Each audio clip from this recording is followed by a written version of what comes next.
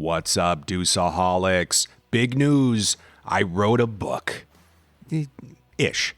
What would happen if you merged the Daily Deuce with a daily gratitude journal? You'd get the Daily Delight Journal.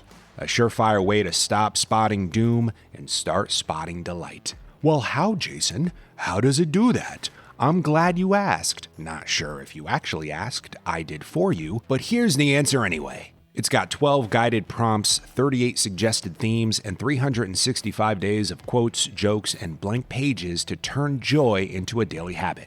At the start of each month, there's a Daily Deuce-style prompt with 3 suggested themes for your delights. Every day has a quote to inspire, to make you chuckle, to make you tear up, or maybe make you do all 3 at once. And then underneath, there are blank lines for you to write down all the things that delighted you that day. A hummingbird that made me smile, a meal that made me love life, a Daily Deuce that made me love life even harder. The Daily Delight Journal makes for the perfect holiday gift, so rather than another beanie, beach towel, or bottle for holding liquids, grab yourself a Daily Delight Journal and grab 16 for your closest friends while you're at it. Get more details at dailydelightjournal.com. Link is also in the show notes. That's dailydelightjournal.com. That's the name of the book.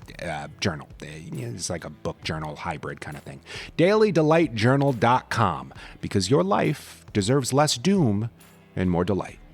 And now, a delightful Daily Deuce. No, I promise ads for Daily Delight Journal won't always be this long. Okay, now, Daily Deuce.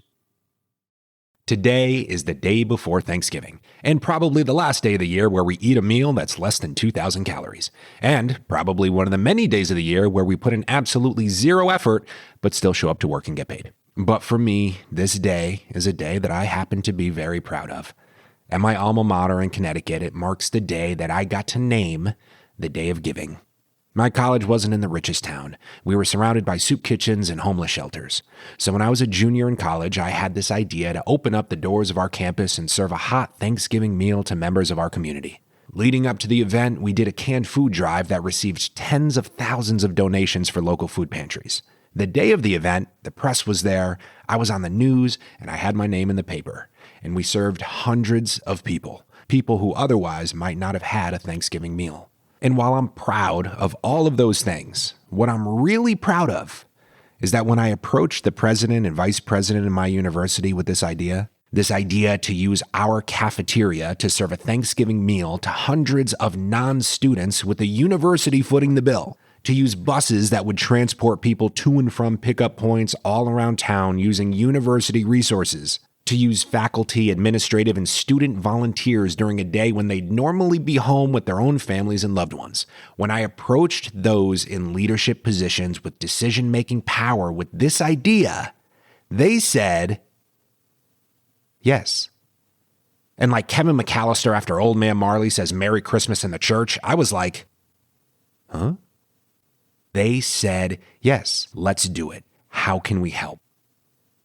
Most people play it safe. I worked for years in Hollywood where the only things getting made were the safe bets. I've worked for companies where the only people getting hired were the safe bets. I've seen people in leadership positions with decision-making power time and time again make the safe bet.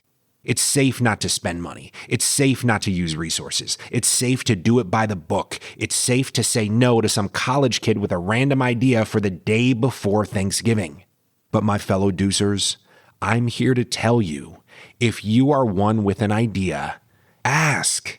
And if you're one in a leadership position with decision-making power, what if you say yes?